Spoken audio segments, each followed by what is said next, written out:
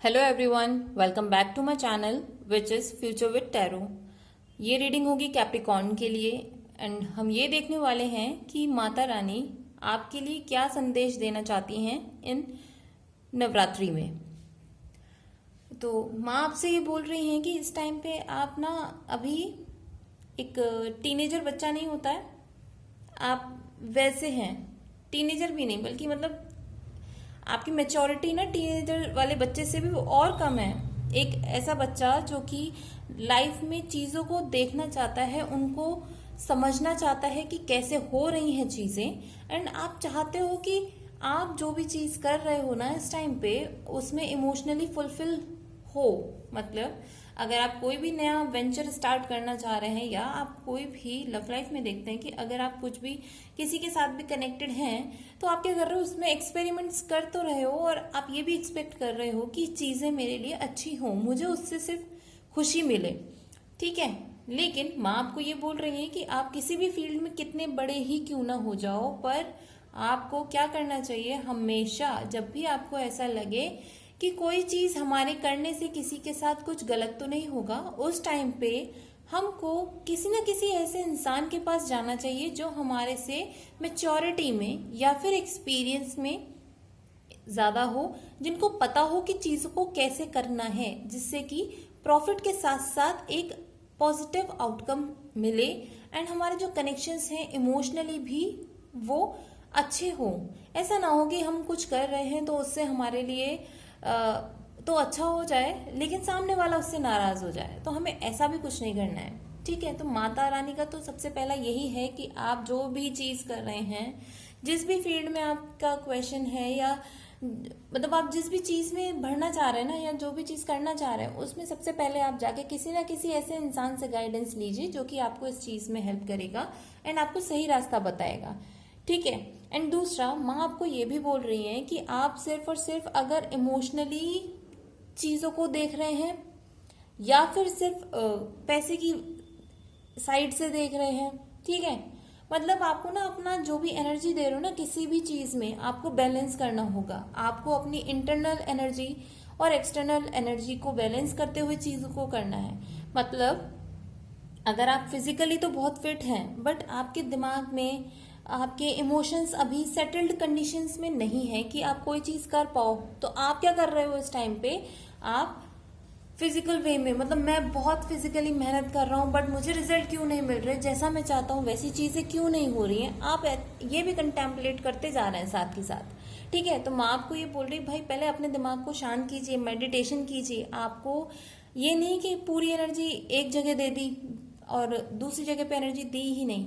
Physically तो आप चलो अच्छा कर रहे हो बट यार अगर आप ये होता है ना कि अगर हम एक बच्चे की कंडीशंस के लेके चलते हैं, एक बच्चा क्या कर रहा है, बहुत बैठा हुआ है, रिग्रेस मेहनत कर रहा है, भाई नहीं मैं गर्मी हो धूप हो बरसात हो मुझे फर्क नहीं पड़ता, मैं पूरी मेहनत कर रहा हूँ। ठीक है, वो क्या कर रहा है, मेहनत कर रहा है, लेकिन कौन सी मेहनत हो रही है इस टाइम पे, फिजिकल मेहनत। वो ये देख रहा है कि मैं पसीने में बैठा हुआ हूँ, इतनी गर्मी है, काम कर रहा हूँ, बट नहीं, माँ आपको ये बोल रही है कि भाई ठीक है आप मेहनत कर रहे हो, वो मेहनत अलग है, लेकिन आपने आज पूरे दिन में क्या नया सीखा, क्या ऐसा इम्प्रूवमेंट किया जो कि आपकी हेल्प करेगा मेंटली। आपको मेंटली स्ट्रांग भी होना है इस टाइम पे। ठीक है, आपको जो चीजें कर रहे हो उसी फील्ड में आप ये देखिए कि कुछ ऐसा नया इनोवेटिव आप क्या कर सकते हैं जिससे कि आपकी जो ये फिजिकल मेहनत है ना वो कम हो जाए एंड आपको चीजें जल्दी से जल्दी मिलनी शुरू हो जाए।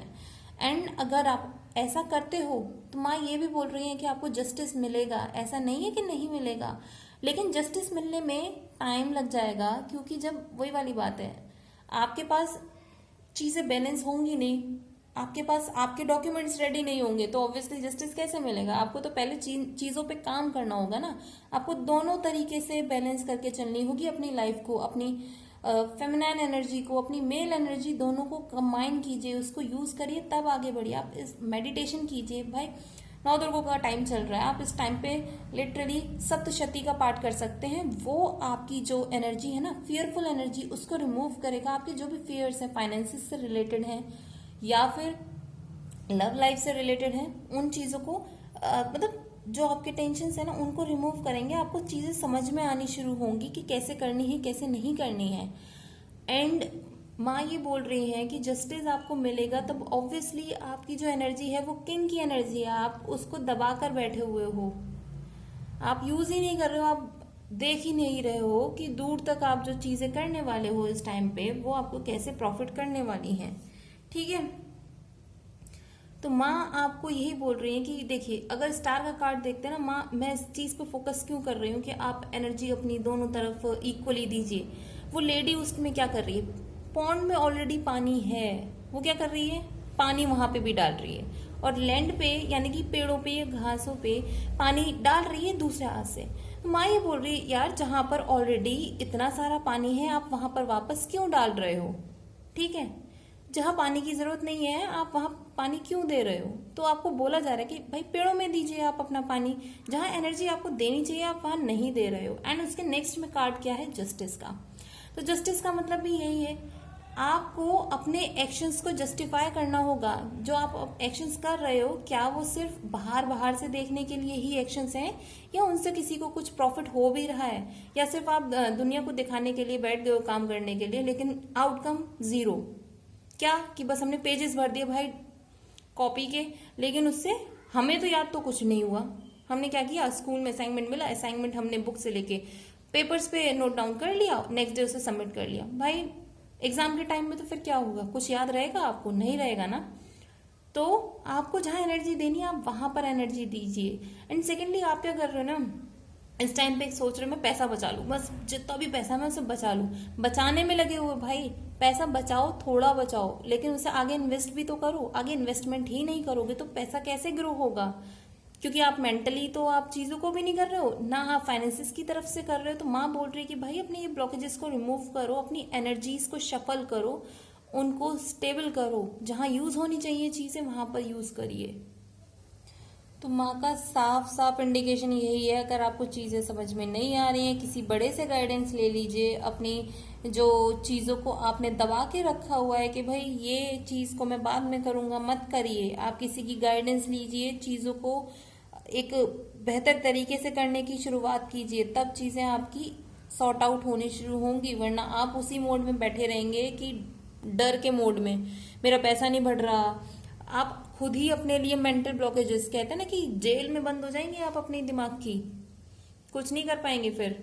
माँ का सीधा सीधा इंडिकेशन है भाई आपकी एनर्जी ऐसी है कि आप लाइफ में कुछ भी कर सकते हो, बट नहीं, आप क्या कर रहे हो कि डर, आपने अपने दिमाग पे डर बना लिया। उस डर को हटाइए, रिमूव कीजिए, गाइडेंस लीजिए, मेडिटेशन कीजिए, योगा कीजिए इस टाइम पे, दुर्गा सप्तशती का पाठ कर लीजिए, बहुत फायदा करेगा आपको इन सब चीजों को। क्योंकि आपको इस टाइम पे अपनी एनर्जी बैलेंस करनी है, अपने फियर्स को रिमूव करना है। ये टाइम सबसे अच्छा टाइम होता है अपने फियर्स को रिमूव करने के लिए। ठीक है, एंड अब हम देखते हैं कि मोनोलॉजी ऑरेकल कार्ड्स की तरफ से आपके लिए क्या मैसेज है।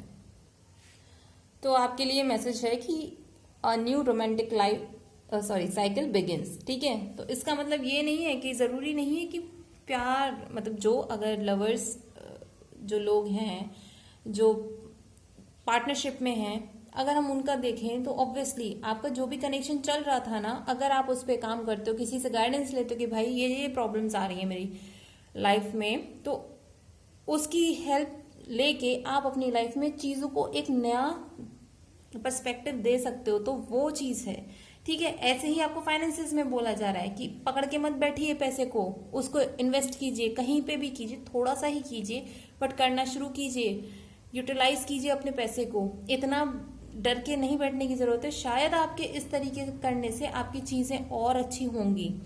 ठीक है, एंड जो करियर पाथ में ये देख रहे हैं, तो आपको करियर वाले जो लोग हैं, प्लीज प्लीज प्लीज किसी एक पर्टिकुलर सब्जेक्ट पे या किसी एक जॉब पे फोकस मत कीजिए। अगर आपको लगता है कि आप एक फील्ड में बहुत अच्छे हो तो प्लीज उससे रिगार्डिंग 2-3 जॉब्स में अप्लाई करो, तब आपको रिजल्ट मिलने शुरू होंगे। एंड सेकेंडली आपने जो जो काम किया हुआ है उस पर एक बार और अच्छे से तैयारी कर लीजिए, एंड आपका चीजें अच्छी तब होंगी। ठीक है, एंड अगर आपको ये रीडिंग पसंद आई हो तो do like, share, comment and subscribe to my YouTube channel which is future with tarot.